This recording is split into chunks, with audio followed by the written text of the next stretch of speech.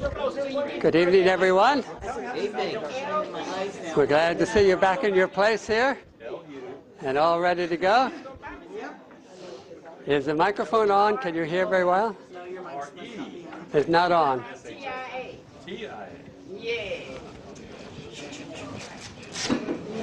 It's not on, so it has to be turned up higher. Can you hear me now? I can. You get up here. Dorothy, can you turn up a little bit more volume so they can hear us back there? Thank you. You don't have any mic at all, I think. Yeah. Well, those of you up front, you don't need the mic, but those are back there, they need the microphone. Right. I've got a lot of announcements, first of all, to go over with you. There is a sign-up sheet back there now tonight for those who would like to study with us this special series on Christian living that we're going to start on June 3rd, Sabbath morning at 9:30 at the church. So sign up back there so we know how many materials to order. We'll be ordering them this week and having them ready at that time. And then the next day, June 4, is the big cooking class. How many of you are coming to that? Oh, look at all this. Wow. All right. There's a little reminder, if you want to pick that up back there as you leave, on the vegetarian cooking class, giving the date and the time for you so that you'll not forget that. Yeah. And if you haven't signed up yet for the vegetarian cooking class, you can still do that tonight. So do that. I'm sure that they'll have enough there for that. Okay, I think that's about all. Oh, one more announcement. Next Monday night is Memorial Day evening. And we won't be having a class that day because a lot of people will be doing things with their families on that day. But the following night, on Tuesday night, will be our last seminar class. So hoping to see you all here. We saved the best prophecy in Daniel till last. We're going to do that next Tuesday night. So remember, no class Monday night, but then the next night, Tuesday night, we'll wrap up our Daniel seminar there. I hope it's been helpful to you. All right. Let's give the Lord a chance to get into our hearts before we get into His Word. Let's pray. Lord, we're thankful we can just open ourselves up to you tonight. Bless, Lord, everything that is done and said, that your name may be glorified, and your truth and your word may be exalted and upheld in this special class. We appreciate the truth that you've shown us thus far, and we look forward to what you will have in store for us tonight, and we thank you in advance. In Jesus' name, amen. Amen. All right. We're going to talk about animals tonight. You've been through Revelation, so you know about animals, don't you? Remember, there were 3 animals that were going to be the troublemakers that the devil was going to use in the last days? Yep. Because that, do you remember what those animals were? Dragon, the leopard-like beast. Okay, the dragon and what? The leopard-like beast. And the leopard-like beast? And the lamb-like beast, right. Yeah. And all of these animals are ferocious animals except for the lamb-like beast. But then he turns and acts like a dragon too, you see. The reason why God did this is because he uses these ferocious wild animals to depict the troublesome contribution that these entities and organizations will make to God's people. And he's like, you know the devil is after us? You know the devil is trying to get rid of us? You know you are in the crosshairs of the devil. If he cannot deceive you, he'll try to force you. And if he can't force you, he'll try to kill you. If we didn't have the protection of the Lord, none of us would be here today. Yeah. So we're going to go to the book of Daniel, and we're going to see some other animals. And these animals also are depicting nations or political entities that the devil was going to use from Daniel's time down through the history of the Old Testament time to do the same thing back there as the devil's trying to do in these last days. Get rid of God's people. Annihilate them. Expunge them from the earth so that he can have this total planet all to himself. And we learned, of course, he's going to fail in that. But he hasn't got good sense. No, he knows he can't win. You'd think he'd just lay down and give up, wouldn't you? No, he doesn't have good sense. So he's going to fight to the very last breath. So now we're going to get into Daniel and see some of these animals that are pictured over there and what they represent and why God chose these animals. So let's get our Bibles open to see these 4 ferocious beasts on page 1030. 1030.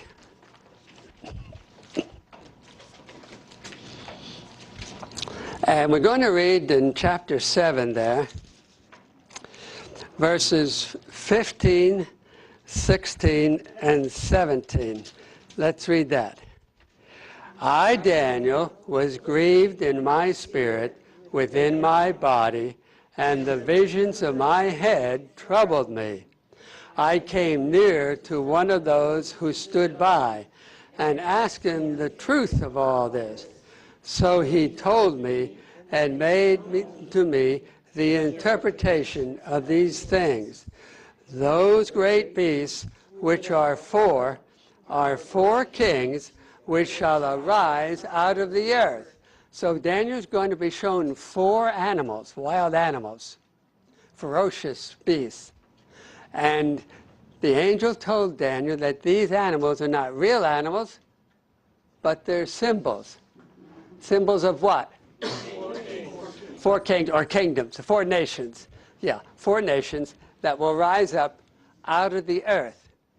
Why is God choosing these animals, and why is he interested in this? He's not interested in politics, but he's singling out these nations because they're the ones that the devil would be using from Daniel's time on down through the history of the Old Testament to try to cause trouble to God's people. And these 4 ferocious beasts here are the 4 kingdoms. They actually match the 4 metals in that. Remember that image? You had the head of gold representing Babylon, the chest with the Medo-Persia, and then the thighs of grass with Greece, and the legs with of Rome. Yeah, this is the same nations here, and now God is picturing them not as a metal in a statue, but as a ferocious beast roaming the earth and causing trouble. So let's see. We're going to examine each one of these 4 beasts. All right, and then we're going to find there's a 5th troublemaker too, who's not an animal, but he will be a troublemaker, and you'll recognize him when we get down there. Let's look at the first beast. This is the beast that's going to represent the kingdom of Babylon. Already, when Daniel was given this vision, already Babylon was in control of this world here. So let's read verse in chapter 7 there. Let's read verse 4, get a description of this animal.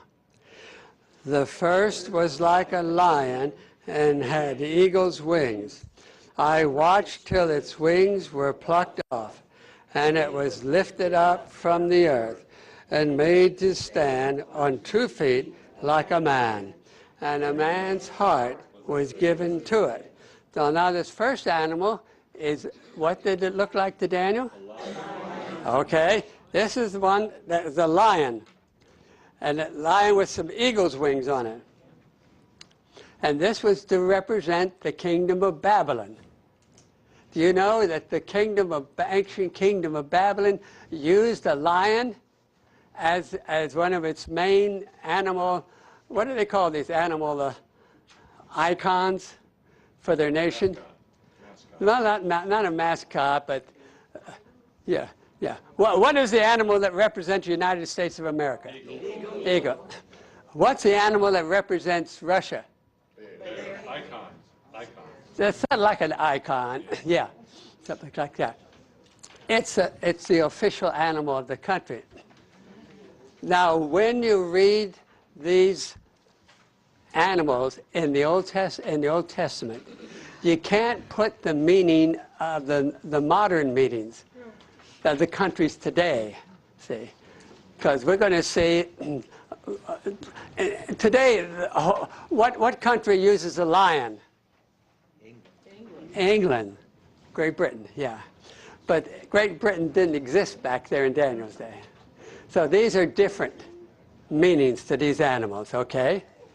And so God wanted Daniel to pay attention to this animal because this animal represented a nation that was going to try, well, it was going to be used by Satan to try to get rid of God's people on the earth back in those days. If you want to see how that happened actually already, if you look at chapter 1 in Daniel, go back to chapter 1, and you'll see this lion nation doing its work of troubling God's people. You know, back in those days, God's people were the Jews. Today, it's the Christian church. Back there, it was the Jewish church. All right. But they're all God's people. Let's read verse 1 and 2 together. In the 3rd year of the reign of Jehoiakim, king of Judah, Nebuchadnezzar, king of Babylon, came to Jerusalem and besieged it. And the Lord gave Jehoiakim, king of Judah, into his hand, with some of the articles of the house of God, which he carried into the land of Shinar, to the house of his God, and he brought the articles into the treasure house of his God. So this kingdom went throughout the area of the civilization they knew in those days, just gobbling up nation after nation. And Nebuchadnezzar, at this time, was the general. He later became king. He invaded what country? Judah and Jerusalem. Yeah, Judah. I put Judah on. That was the name for the Jewish nation in those days. We call it Israel today. All right? Nebuchadnezzar actually invaded Judah 3 times. 3 times. I lived over there in the Middle East for 3 years, 6 years, 3 in Lebanon. And the main highway coming down from Babylon came along the Mediterranean shore, the Lebanese shore. And I saw this. There was a big stone cliff there. And there were carvings on there, ancient carvings. One of the carvings was the Nebuchadnezzar army had carved and said, "We were here." And they were on their way to Jerusalem and Judah to demolish that country. Nebuchadnezzar, he did it once, and here in verse 1 and 2, it was his first time. The Jews rebelled again. He came twice, and they rebelled again. He came a 3rd time. And this time, he just completely leveled the whole city of Jerusalem. He took so many people captive, there's hardly anybody left in the country here. It was during one of those raids that Daniel and his 3 friends got caught up and taken as captives to Babylon. Also, there were some prophets that got caught up, were taken to Babylon. Ezekiel. You read in the Old Testament the book of Ezekiel. He wrote that while he was a slave in Babylon. Yeah, in Daniel's time. And there was another one, Isaiah. Yeah, that he prophesied a lot about. Not Isaiah, Jeremiah. That's the one I want. Jeremiah. Jeremiah, yes. And when Nebuchadnezzar came the last time, I believe it was, he captured Jeremiah, and he knew about Jeremiah. Jeremiah was prophesying that the Babylonians would come, defeat them. And Jeremiah was pleading with the people, don't rebel against them. Cooperate with them, see? So Nebuchadnezzar said to Jeremiah, I give you the choice. If you want to stay here, you can stay here in this country. If you want to come with me, I'll take you back to my country, and I'll take good care of you. And Jeremiah chose to stay. So he didn't get over to Babylon over there. So this nation of Babylon is pictured as this ferocious lion with eagle's wings on it, attacking every nation it could be. Not only did the devil use the Babylonian Empire to destroy the political nation, but the devil used the Babylonian Empire to try to completely stamp out the religion of the Jews. You want to see how he did that? Nebuchadnezzar did that? Look at verse 3 to 6 here in chapter 1. You'll see his method, his plan that he was going to do. Let's read verses 3 to 6. Then the king instructed Ashpenaz, the master of his eunuchs, to bring some of the children of Israel and some of the king's descendants and some of the nobles, young men in whom there was no blemish, but good-looking, gifted in all wisdom, possessing knowledge and quick to understand, who had ability to serve in the king's palace, and whom they might teach the language and literature of the Chaldeans. And the king appointed for them a daily provision of the king's delicacies and of the wine which he drank, and 3 years of training for them, so that at the end of that time they might serve before the king. Now from among those of the sons of Judah were Daniel, Hananiah, Mishael, and Azariah. Those were Hebrew names. They got the Babylonian names that we know. Shadrach, Meshach, and Abednego, right. So what was Nebuchadnezzar's plan here? Brainwash them. Yeah, to brainwash them, to educate their religion out of them, and inculcate Babylonian culture. I say he tried to Babylonize them. Babylonize them, that's the way. Babylonize them, yeah. That's, you know, the devil still uses that tactic today. He uses education. You know, our young people go to these universities loving the Lord and they come out atheists. Yeah, it's the devil trying to train their religion out of them, see? And that is a devastating thing. So that's how God saw that there's going to be a big threat for his people. And so he pictured this nation as a lion there doing that, because the lion was going to almost annihilate the religion of the Jews. He didn't succeed in that, by the way. Actually, he got converted to the God of heaven. Yeah. But unfortunately, his son did not follow in his father's footsteps, nor his grandson. So that was short-lived. Okay. Let's look at the second wild beast here, all right? Let's look at, let's go to verse 5 there, of chapter 7. Let me come back to it just a moment. Yeah, okay, I'm here. Let's read verse 5.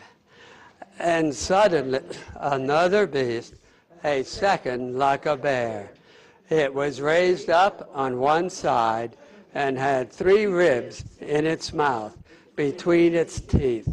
And they said thus to it, Arise, devour much flesh. So here's another ferocious bear that is out devouring, destroying, see, things. And it looked like a what? A bear. Yes. You notice it said it was raised up on one side. That represents the Medes and the Persians. Started out equals, but soon the Medes just fell away completely, and the Persians became dominant, and they were in charge of the whole empire for centuries. That's who the bear represents? That's who the bear represents, the Medes and the Persians. Now, why was God interested in the Persians? Because years later, well, we already studied last night, didn't we, about Daniel having trouble with what government? American government. The Persian government. Remember that?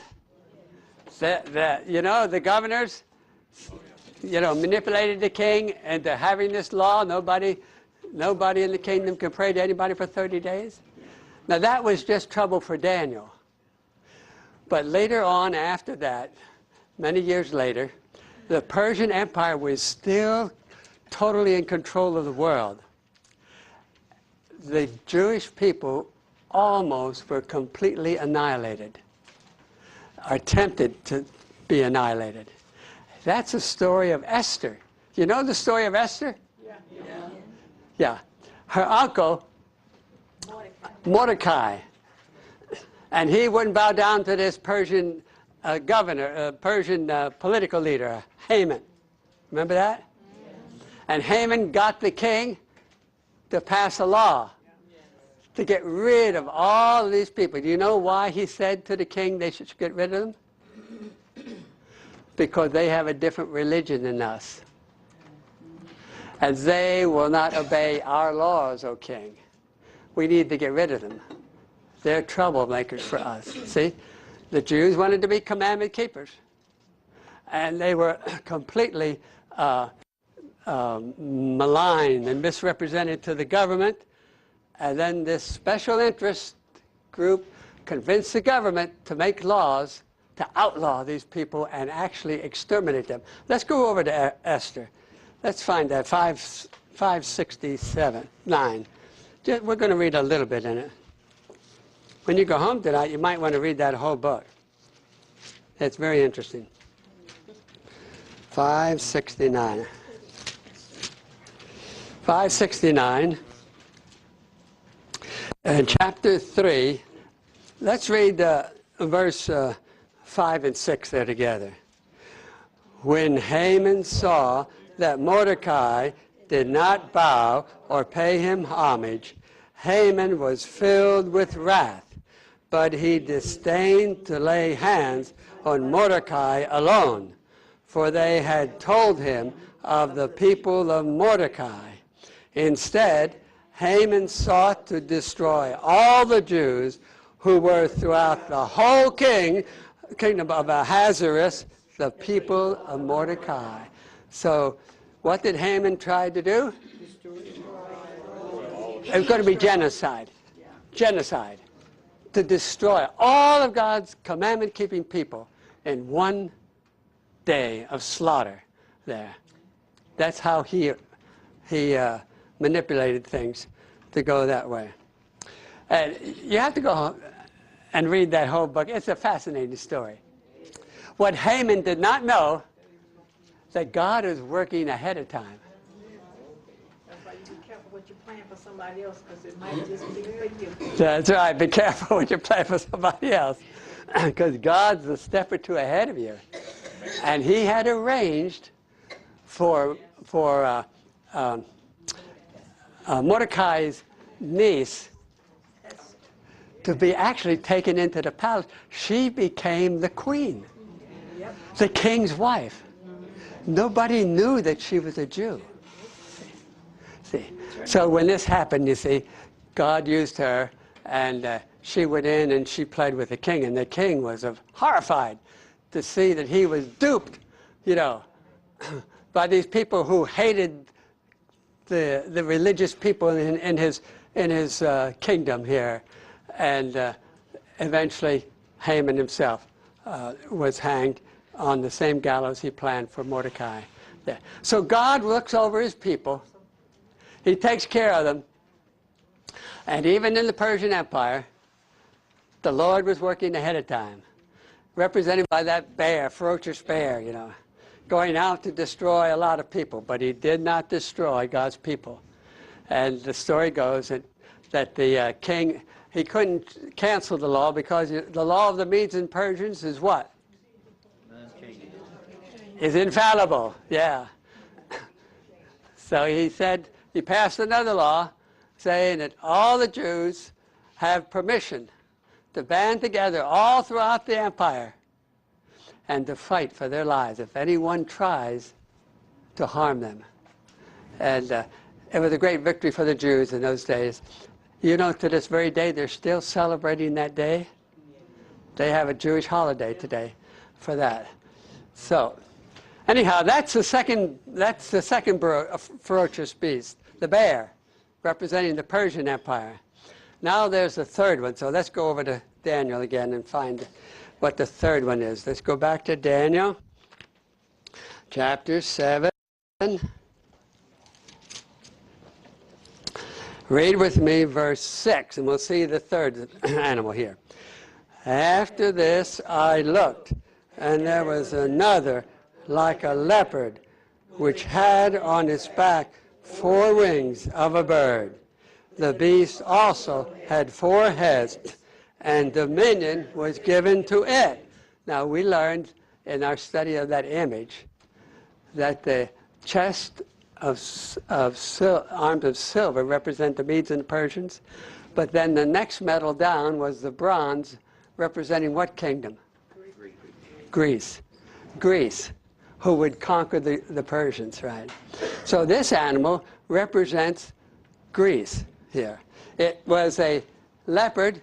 I want you to notice here, it had 4 wings and how many heads? 4. So don't get confused. Don't confuse this leopard animal with that Revelation leopard animal. That Revelation leopard-like animal had how many heads?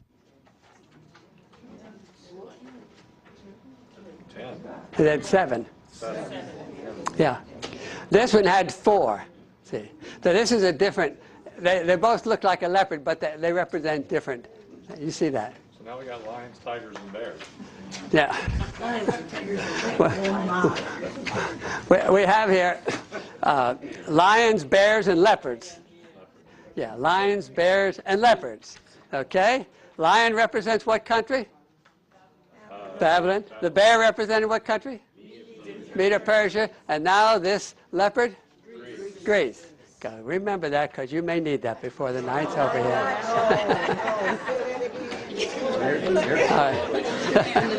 All right. Okay. Now we're not done with these animals. Here comes a 4th one. And this one you will recognize, because this one is the same animal pictured over in Revelation. So let's read about him. You know, that would be the Roman Empire, wouldn't it? Look at chapter 7. Let's read verse 7 there. After this I saw in the night visions, and behold, a 4th beast, dreadful and terrible, exceedingly strong. It had huge iron teeth. It was devouring, breaking in pieces, and trampling the residue with its feet. It was different from all the beasts that were before it, and it had 10 horns. Now that sounds familiar, doesn't it? Remember that dragon over in Revelation? Yeah. And this one here has 10 horns, same as over there in Revelation. And this represents the Roman Empire. The reason why the Lord was interested in the Roman Empire is because the devil used the Roman Empire to try to obliterate God's people in those days. Try to cause trouble to God's people. Terrible trouble. The Romans did. You know, eventually the Romans came and they actually conquered Judah, and instead of a king, they put a foreigner, a Roman citizen, as the head of Judean kingdom there. That was an unheard of thing up to that time. The Jewish nation, if they had a king at all, it always had some kind of royal bloodline, you know, from the line of David, the Jewish line. But the Roman government removed any Jewish king and put there a Roman governor. His name was Pilate, Pontius Pilate. Yeah, you know that. All right. Now, go over to Luke, and you're going to see there, in page 1210, because that empire was in control when Jesus was here on this earth. To the Romans. Jesus never challenged the Romans. You know that. Jesus never got into any conflict with any Roman citizen until he faced Pilate. And then he even told Pilate, you would have no control over me were it not allowed by my Father in heaven. So anyhow, let's read what Jesus' prophecy was that the Roman Empire was going to do to the Jewish nation. In chapter 19 there, let's read verses 41 through 44 together. Now as he drew near, he saw the city and wept over it, saying, if you had known, even you, especially in this your day, the things that make for your peace, but now they are hidden from your eyes. For days will come upon you when your enemies will build an embankment around you, surround you, and close you in on every side, and level you and your children within you to the ground. And they will not leave in you one stone upon another, because you did not know the time of your visitation. Jesus told the Jewish people, you know, because you have rejected me as the Messiah, God cannot fulfill his covenant with you. The kingdom of God is taken away from you now. And Jesus said, I'm going to build another people, the Christian church, to be my people. But Jesus said that soon an enemy is going. He didn't name the Romans because he didn't want to get involved with politics. He said, there's going to come your enemies around this city, and they are just going to level this whole city, completely level it. You know, 40 years later, it was the Roman army. They came and besieged Jerusalem. They were there for a year or two, people starving to death inside the city. They finally broke in, and they set the whole town ablaze. They even burned the temple. And the fire was so hot. The gold that was around all the things, the stones and everything in the temple, the gold all melted and went down in amongst the rubble. And when the fighting was over, the Roman soldiers, they just destroyed everything trying to get to that gold. It's all gone, all gone. History tells us that a few years later, the Roman army came back again. And they plowed up that whole area into a field. And they made a law forbidding any Jew to set foot in that area on pain of death. They were intent on destroying the Jewish nation completely.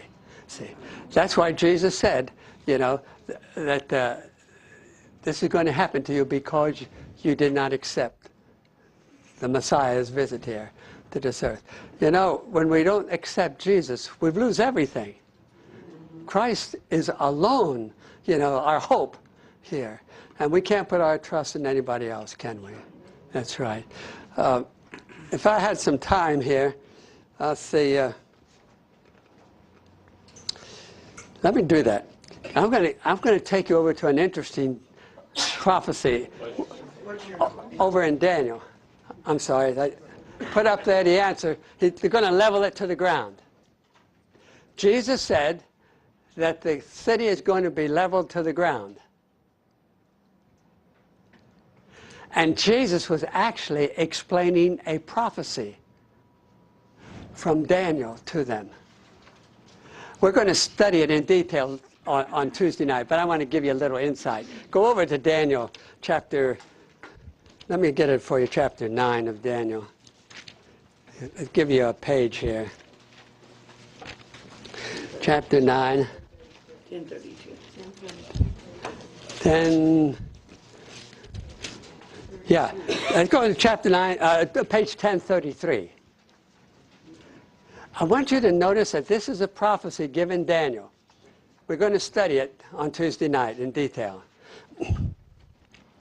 But start reading with me verse 24, and we'll go all the way through verse 26 together, right?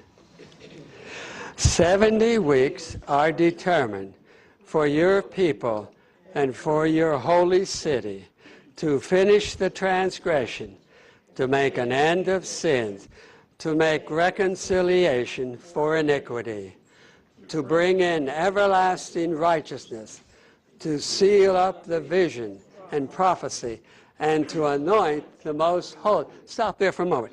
Daniel is told here that a certain amount of time is going to give a probation for the Jews, the Jewish nation and its city, Jerusalem, to get right with God, to give up their sins, to accept the holy and a righteous way, keeping the commandments again, and following the Lord, okay? Now, 70 weeks, if you break that down into days, is 490 days. And in prophecy, every day is a symbol for a whole year, a real time. So he was told here, Daniel was told here, that the Jewish people were going to be given 490 years, and that'll be all. If they would not come through, then their probation was over, and they were going to be destroyed. I want you to notice how that worked out. Let's read verse 25 now. Know therefore and understand that from the going forth of the command to restore and build Jerusalem unto Messiah the Prince, there shall be 7 weeks and 62 weeks. The street shall be built again, and the wall even in troublous times. Let me unpack that a little bit for you. Daniel was told when these 490 years are going to start. They were captives over in Babylon. We studied the prophecy, you know, that Cyrus, the Persian, the Mede, and the Persians, they conquered Babylon, were going to let the people go back and build their temple and their city again. And Daniel was told, when that decree goes forth, then your people, Daniel, have 490 years left. That's all the time I'm going to give you, God says. If you're not going to accept me at that time, then I'm going to abandon you, and I'll choose someone else, all right? Now, I want you to notice there, it says here, 7 and 62 is how many weeks? 69 of the 70 weeks. See that? So how many weeks we got left? 7. 1 week. 7. 1 week or 7 days. This is the prophecy that a lot of people are being taught today. This is a prophecy where they take these 7 years and they say, that didn't happen in the prophecy. That they take it out of there and say, that's going to happen after we get raptured and the wicked go on living on this earth. You see, they take it out of this prophecy. This prophecy is not talking about the time of the end. This is talking about the time of Daniel's time. I mean, of Jesus' time. Because let's read the next verse. Read verse 26 with me. And after the 62 weeks, Messiah shall be cut off, but not for himself. And the people of the prince who is to come shall destroy the city and the sanctuary. The end of it shall be with a flood. Until the end of the war, desolations are determined. So in verse 25, it says that the Messiah was going to appear during this 7-year period. And in the midst of it, that would be 3.5 years into it, the Messiah would be what? Yeah, he would be crucified. He would be cut off, see. This prophecy of those 70 is talking about Jesus' day, this first coming. Not talking about his second coming 2,000 years later. That's what a lot of people don't study the Bible. That's why they get deceived by this teaching that's going around, because it's not biblical at all. It's somebody's imagination that's working up this thing and misapplying the scriptures here. But I want you to notice in verse 26, did you notice there are 2 princes mentioned? Right. The first one, well, in verse 25, the Messiah is called the prince. You see that? The word prince is capitalized, because that's talking about Jesus. All right? And in verse 26 it says then, in the midst of the week, he's going to be cut off. He's going to be murdered. People of the prince. Yeah. And then it says, another prince is going to come. This is a small p on that prince, see? People of the prince. Yeah, this prince is going to be people or an army. Rome. Yeah, Roman army. What are they going to do? Destroy the city. They're going to destroy Jerusalem and the sanctuary. See that? So that's what Jesus was saying. That's what the Romans are going to do. See? And that's why God put this prophecy in the Bible here, showing that this very, very violent empire was going to completely destroy the Jewish nation. God didn't protect them because they had abandoned him, and he had to leave them to their destruction there. Well, I just wanted to give you that little insight because we're going to get into that on Tuesday. Yes? Is that when the Romans burned the city? Yeah, they burned the city. Not only burned it, but they took all the stones down, everything, rubble. And blamed the Christians? No, that was Rome. No, that was Rome. Yeah, that was Rome. When the city of Rome burned, they blamed the Christians for that. Mainly Paul. Right. Let's go back to Revelation 12.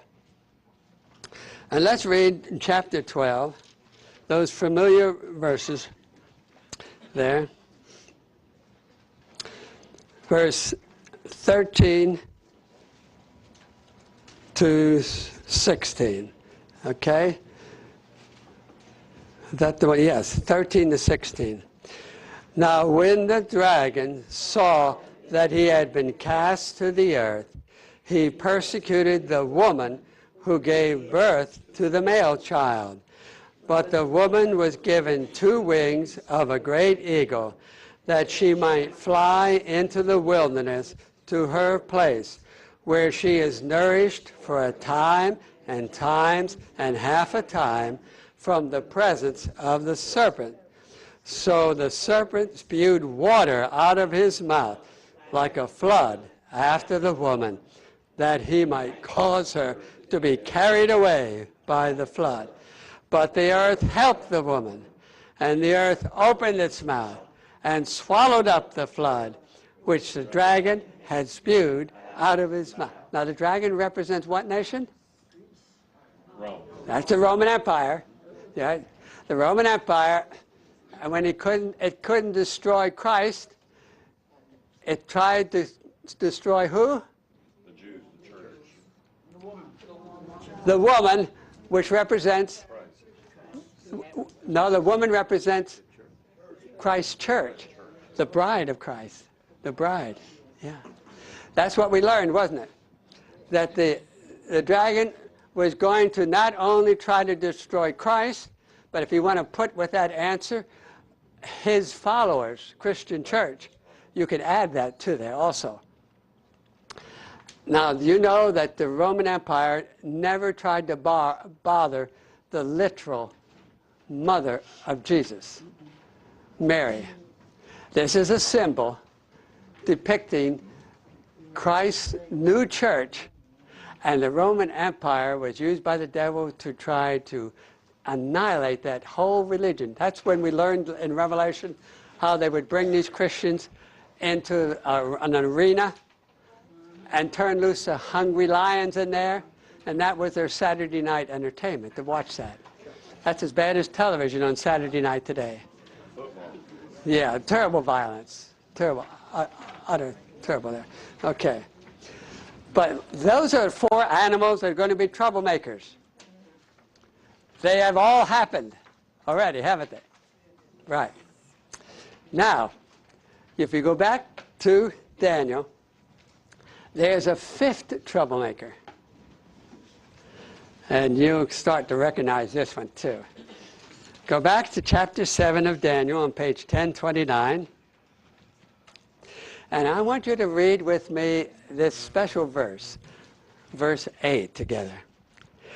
I was considering the horns, and there was another horn, a little one, coming up among them, before whom 3 of the first horns were plucked up by the roots. And there in this horn were eyes like the eyes of a man, and a mouth speaking pompous words. Remember we studied that in our Revelation seminar?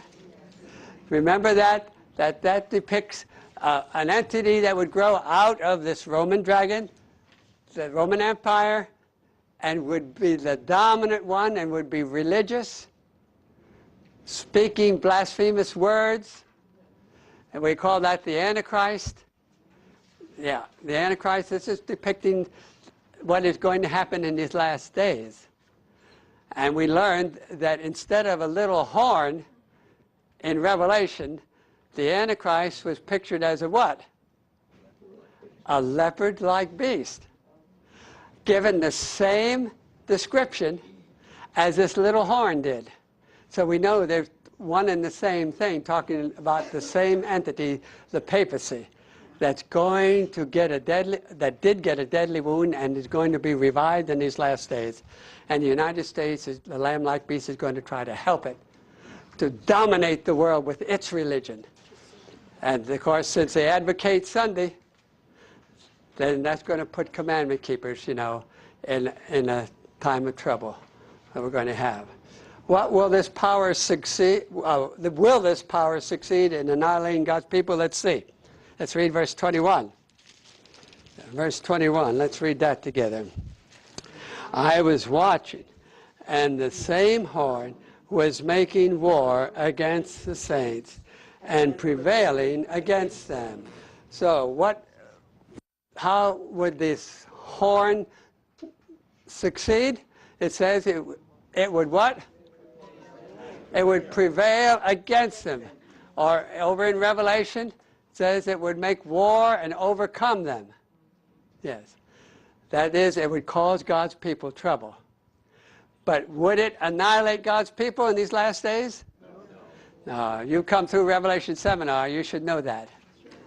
We learned how God's going to intervene at the very last moment and save us. Just like he intervened all down through the history of this world when Satan used these different nations.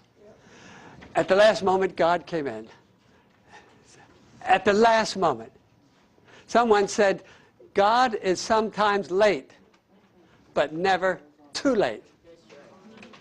And so we're going to find that out in the last days too. If he brings you to it, he'll bring you through it. He brings you to it. Yeah, he'll bring you through it. I like that. That's good. All right. So we've kind of seen a little history here of the trouble that God's people have to go through in this. All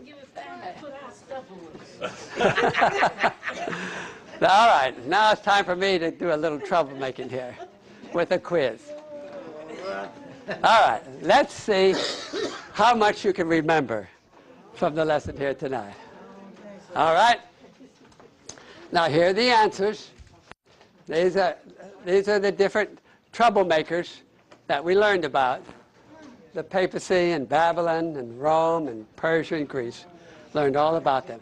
I want to see if you can match now, pick out of this list the one that matches the lion with the eagle's wings? Which one of these troublemakers matches that lion with the eagle's wings that Daniel saw? All right, number 2. Which one of these troublemakers matches that bear that was reared up on one side and went out to destroy much flesh?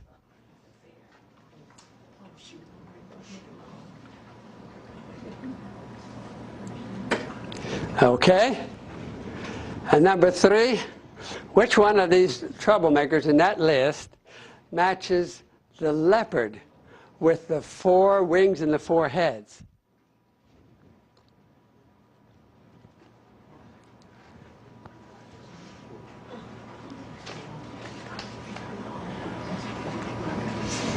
I see a few furrowed brows here. It'll come out okay. And now that dragon-like beast with those 10 horns represented which one of those 5 troublemakers up there in that list? And if you got all those 4 right, this one should match. Which one of those troublemakers matched that little horn that grew out of that dragon and gave trouble to God's people?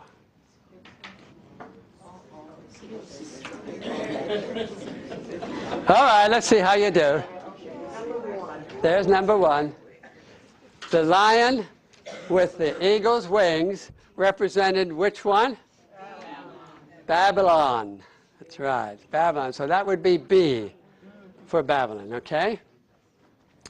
Now, which one did this bear represent? That's the Persians, Medes and Persians, yeah, the Persians. That would be D. That's right. And which one matches this leopard with 4 heads? Greece. That would be Greece, so that would be E. Greece. I got them wrong. Got that one wrong? Okay, let's see if you got this one right. The dragon-like beast with 10 horns, which one? That would be Rome. That would be A. Excuse me, C. C. I misspoke there. I knew the answer, I just misspoke. All right. All right, and the last one should be A. That's the papacy in the little horn.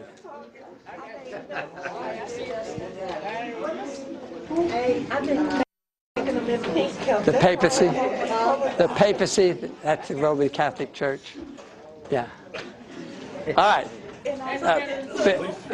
Before I go, if you came in late tonight, let me remind you, if you'd like to enroll in our next seminar, there's a sign-up sheet back there on the table. And also, if you're not enrolled in the cooking class and you want to yet, you can still get into that if you want to. There's a sign-up sheet for that back there, too.